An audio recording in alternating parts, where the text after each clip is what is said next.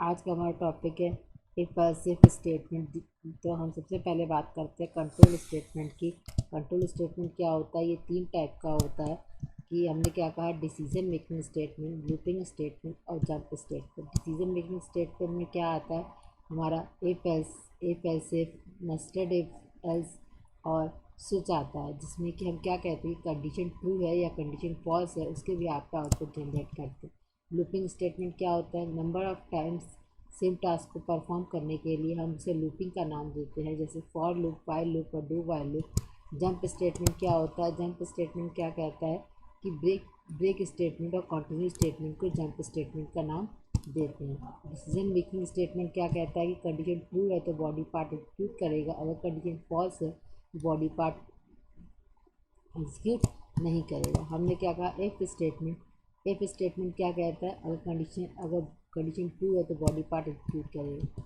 If else क्या कहता है, इफ का अगर कंडीशन ट्रू है तो बॉडी पार्ट एग्जीक्यूट करेगा, नहीं तो ऑटोमेटिकली एल्स के बॉडी पार्ट एग्जीक्यूट करेगा। फिर क्या कहता है, इफ एल्स इफ की कंडीशन अगर ट्रू है तो बॉडी पार्ट एग्जीक्यूट करेगा, अगर इफ की कंडीशन फॉल्स है तो एल्स इफ को चेक करेगा, और अगर एल्स इफ की भी कंडीशन फॉल्स है तो ऑटोमेटिकली एल्स हो जाएगा। डिसीजन मेक, तो हमने क्या कहा, इफ एल्स किस लिए यूज़ करते हैं, मल्टीपल कंडीशंस को चेक कराने के लिए यूज़ करते हैं। जैसे सिंटेक्स क्या होता है, इफ कंडीशन अगर ट्रू है तो बॉडी पार्ट एग्जीक्यूट करेगा, अगर कंडीशन वन फॉल्स है तो एल्स इफ में आएगा, एल्स इफ क्या करेगा, एल्स इफ की अगर कंडीशन ट्रू है तो एल्स इफ का बॉडी पार्ट एग्जीक्यूट करेगा, और अगर कंडीशन वन फॉल्स है, कंडीशन टू भी फॉल्स है तो ऑटोमेटिकली कहाँ जाएगा, एल्स बॉडी पार्ट में। तो क्या कहता है, मल्टीपल कंडीशंस को चेक कराते हैं, इफ़ की कंडीशन को चेक कराते, अगर वो फॉल्स होती है तो एल्स इफ की कंडीशन चेक कराते, और अगर वो भी फॉल्स होती है तो ऑटोमेटिकली वो किस में आ जाता है, एल्स बॉडी पार्ट में आ जाता है। चलिए आइए प्रोग्राम से एग्जीक्यूट करा के देखते हैं कि किस तरीके से आउटपुट जनरेट करता है। हमारा प्रोग्राम डेस्कटॉप पे सेव है। हमने क्या कहा, एक प्रोग्राम है जिसमें कि ग्रेटर नंबर फाइंड करना है अमंग थ्री नंबर। हमने क्या कहा, क्लास जैन थ्री, क्लास का नाम जैन थ्री है, पब्लिक स्टैटिक वॉइड में इंट ए इंट बी फिर इंट सी 30। फिर हमने क्या कहा, अब वैल्यू लेते हैं, if A greater than B and A greater than C. पहली कंडीशन क्या दी कि ए अगर ग्रेटर देन बी है और ए ग्रेटर देन सी है, अगर दोनों कंडीशन ट्रू होगी तो बॉडी पार्ट क्या होगा, एग्जीक्यूट करेगा। तो हमने क्या कहा, 10 ग्रेटर देन 20 अगर ट्रू है और 10 ग्रेटर देन 30 ट्रू है दोनों कंडीशन, तो बॉडी पार्ट एग्जीक्यूट करेगा। तो 10 ग्रेटर देन 20 ये कंडीशन फॉल्स है और 10 ग्रेटर देन 30 ये भी कंडीशन फॉल्स है, तो क्या करेगा, तो बॉडी पार्ट एग्जीक्यूट नहीं होगा, क्योंकि एंड गेट क्या जनरेट करता है, जब सारी कंडीशन ट्रू होती है तो आउटपुट ट्रू होता है। तो ए ग्रेटर देन बी ये भी फॉल्स था और ए ग्रेटर देन सी ये भी फॉल्स था, तो आउटपुट क्या जनरेट किया, फॉल्स हो गया, तो इसलिए ये बॉडी पार्ट एग्जीक्यूट नहीं करेगा। अब कंडीशन वन फॉल्स है, कंडीशन टू चेक कराते हैं। हमने क्या कहा, if else if B greater than A and B greater than C. B greater than A क्या कहता है, 20 ग्रेटर देन 10 और 20 greater than 30। 20 greater than 10 condition true है और 20 ग्रेटर देन 30 ये कंडीशन फॉल्स है, तो एक कंडीशन ट्रू है और एक कंडीशन फॉल्स है, तो बॉडी पार्ट मतलब आउटपुट क्या होगा, फॉल्स होगा, और ये भी बॉडी पार्ट एग्जीक्यूट नहीं करेगा।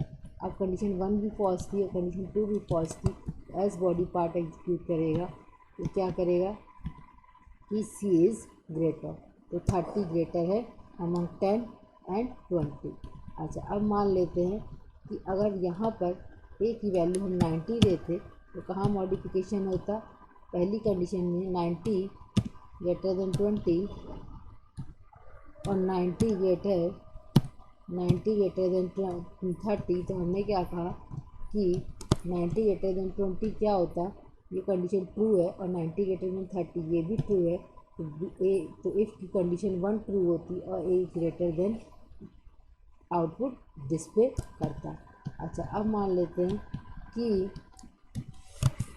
बी की वैल्यू 80 होती तो क्या होता कि ए बी ग्रेटर देन 20, तो कहाँ पर हमारा मॉडिफिकेशन होता, 80 greater than 10 and 80 greater than 30। 80 greater than 10 ये कंडीशन ट्रू होती और 80 के 30 ये भी कंडीशन ट्रू होती, तो कंडीशन ट्रू होने पर बॉडी पार्ट एग्जीक्यूट करता और बी इज़ ग्रेटर डिस्प्ले करता। तो इस तरीके से हमारा आउटपुट जनरेट करता। अब आइए देखते हैं कि अगर हमारा प्रोग्राम ये रन कराने पे आउटपुट क्या जनरेट करेगा। एग्जाम्पली हमारा प्रोग्राम है, हमने डेस्कटॉप पे आ गए, डेस्कटॉप हमारा प्रोग्राम सेव है Java C xampp.java Java xampp C is greater. तो क्या है 10 20 और 30 में से 30 हमारा ग्रेटर वैल्यू है। तो किस लिए यूज़ करते हैं, तो हमने क्या कहा कि इफ़ एल्स इफ लैडर जो है वो मल्टीपल कंडीशंस को चेक कराने के लिए यूज़ करते हैं। और इफ़ की अगर कंडीशन ट्रू है तो इसका बॉडी पार्ट एग्जीक्यूट करता है, अगर वो फॉल्स है तो एल्स इफ की कंडीशन को चेक कराता है, अगर एल्स इफ की कंडीशन भी ट्रू है तो एल्स इफ की कंडीशन को आउटपुट जनरेट करेगा। और अगर कंडीशन 1 भी फॉल्स है और कंडीशन 2 भी फॉल्स है तो एल्स बॉडी पार्ट में आ जाता है और एल्स के बॉडी पार्ट को एग्जीक्यूट करता है। तो आगे हम देखेंगे नेस्टेड इफ एल्स इफ और स्विच देखेंगे और लूपिंग और जंप स्टेटमेंट देखेंगे। आज के लिए बस इतना ही, धन्यवाद।